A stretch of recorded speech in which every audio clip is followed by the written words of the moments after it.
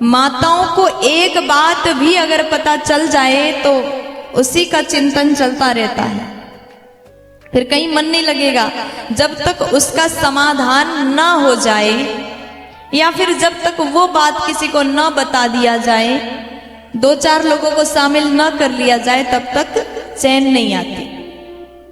कहते हैं ना, माताओं के अंदर ये बिल्कुल शक्ति नहीं होती कि अपने अंदर कुछ बात गुप्त रखें, है ना? प्यार से बोलो। किसी ने कुछ बात बताया, जैसे आपके ससुराल में कुछ घटना घट गया, कुछ हो गया, और खास करके बता दिया जाए ये बात मायके में नहीं बताना है, तो ऐसा होगा ना भूख लगेगी ना प्यास लगेगी, कब जाकर के मम्मी को बता दूं। और घर में कोई नहीं हो, अकेले मिल जाए तो तुरंत फोन लगाएं, घंटों तक मायके में फोन करके मम्मी से पूरी बात बताती हैं। फिर बाद में ये भी कहेंगी, मम्मी किसी को पता चलने मत देना, अगर पता चल जाए तो मुझे छोड़ेंगे नहीं। प्यार से बोलो।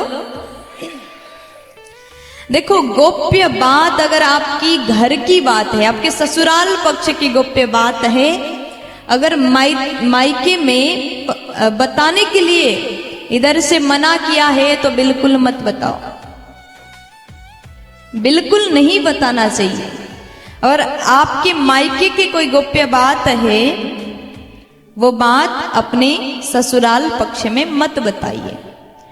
कभी कभी हर बात बताने से भी द्वंद्व हो सकता है, झगड़े हो सकते हैं, इसलिए बातों को गोप्य रखना भी जरूरी है।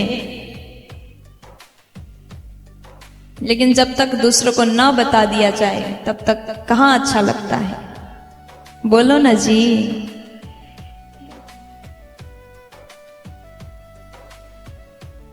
और खास करके अगर किसी की बुराई की बात हो, कुछ गलत हो गया हो, तो उस बात को तो आप अपने तक गोप्य रखना, क्योंकि अच्छी बात फैलने में टाइम नहीं लगता, लेकिन बुरी बात फैलने में टाइम बिल्कुल नहीं लगता। आपने कुछ अच्छा काम किया हो, आपने एग्जाम में बहुत अच्छे मार्क्स लाए, नंबर मिला आपको, आप पास हो गए, या फिर आप बड़े ऑफिसर बन गए, तो ये बात फैलने में टाइम लग सकता है, लेकिन आप द्वारा कुछ गलती हो गया तो तुरंत हर जगह फैलेगा। इसलिए जितना हो सके घर की बात, अपनी सास की बुराई, जेठानी की बुराई, बहू की बुराई, देवरानी की बुराई कहीं जाकर के मत करिएगा।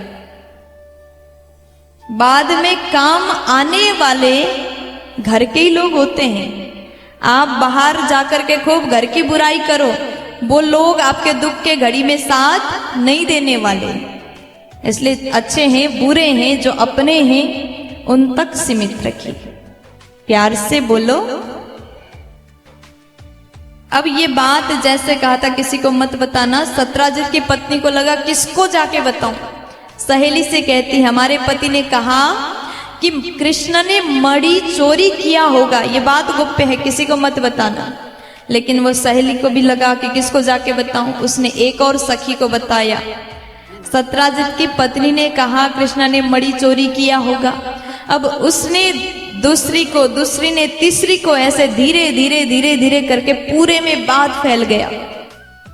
पहले तो चोरी किया होगा ऐसा बोला था, लेकिन अब लोगों तक पहुंचा कृष्ण ने मणि चोरी कर लिया। ऐसा ही होता है, जो गलत बात होता है उसमें मसाले, मिर्च, हींग पाउडर हर चीज मिलाया जाता है, सजा धजा करके तिल को पहाड़ बनाया जाता है। अब जैसे भगवान तक ये बात पहुंचा, करने करने जपन जनहा, भगवान के कान में जैसे ये बात पहुंचा, भगवान को बड़ा बुरा लगा। आज तक मेरे भक्तों ने मुझे माखन चोर कहा, लेकिन किसी का मणि, किसी का धन मैंने कभी चोरी नहीं किया, तो इतना बड़ा आरोप हमारे ऊपर कैसे लग सकता है। भगवान अति दुखी हुए और सैनिक को लेकर के भगवान वन की ओर प्रस्थान करते हैं, मणि ढूंढने के लिए निकले हैं। और जैसे जंगल में प्रवेश करते हैं, वहां जाते ही भगवान श्री कृष्ण ने प्रसेन का शरीर दिखा, मरा पड़ा था। थोड़ा आगे गए एक शेर मरा पड़ा था, थोड़ा सा और आगे गए एक भालू का गुफा था। वो कौन है? जाम्बवंत जी महाराज। जैसे भगवान गुफा के अंदर प्रवेश करते हैं, तम पूर्वम नरम दृष्ट्वा धात्री चुक्रो सभीतवत् तच्छ्रुत्वा भद्रवात् क्रुद्धो जाम्बवान् बलिनाम्बरः। तम अपूर्वम नरम दृष्ट्वा, भगवान को देख करके, भगवान है तो भगवान है, लेकिन नरम क्यों कहा? क्योंकि भगवान मनुष्य बन के आए। अद्भुत मनुष्य को देख करके भालू की पुत्री जाम्बवंत जी की बेटी जाम्बवती रोने लगी, चिल्लाने लगी। अचानक से अपने गुफा के भीतर मनुष्य को देख करके वो चिल्लाती, रोने लगी। तुरंत जाम्बवंत जी भीतर से आए, पूछा तुम कौन, यहाँ क्यों आए? भगवान कहते हैं कि ये मणि मुझे चाहिए। उस मणि के साथ में बच्ची खेल रही थी। भगवान बोले मणि हमको दे दो, क्योंकि हमारे ऊपर ये मणि चोरी करने का आरोप लगा है, जबकि हमने चोरी नहीं किया। तो उसके बाद में जैसे भगवान ने बोला, जाम्बवंत जी कहते ये मेरी बच्ची का खिलौना है, ऐसे में दे नहीं सकता, युद्ध करो पहले।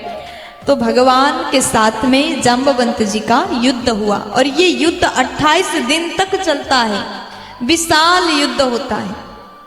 लेकिन यहाँ पर जाम्बवंत जी जो हैं बड़े बलवान, आज तक उनको किसी ने नहीं हराया। आज पहली बार ऐसा लग रहा है कि हम हार रहे हैं। जाम्बवंत जी थकी तो हो गए, वो समझ गए ये मनुष्य रूप में कोई और नहीं, साक्षात मेरे श्री राम आए हैं।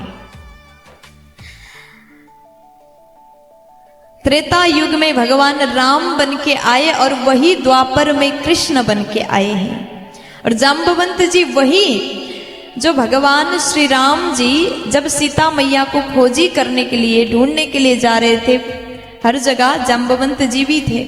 वही जाम्बवंत जी जब भगवान श्री राम रावण से युद्ध करने लगे, तो भगवान के भुजाओं को देख करके उन्होंने कहा प्रभु मुझे आपसे युद्ध करने का मन हो रहा है।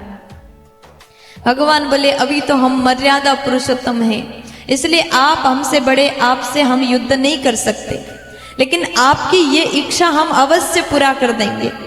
और वही इच्छा भगवान कृष्ण बन के आए और पूर्ण कर दिया।